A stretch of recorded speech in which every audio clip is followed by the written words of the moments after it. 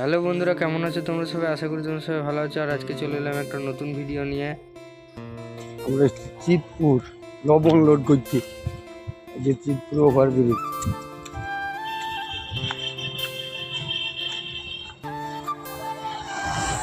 তো গাড়ি সব লবণ লোড দিয়ে রেক লেগেছে, বহরমপুরে লবণ লোড হবে। ওই সব রেখে সব মাল খালি,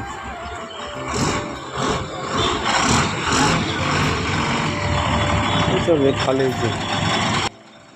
আর এখানে আমরা দাঁড়িয়ে আছি, একটা গাড়ি লোড হয়ে বেরোবে, তারপর আমাদের গাড়ি লোড হবে। এবার আমাদের গাড়ি লোড হবে।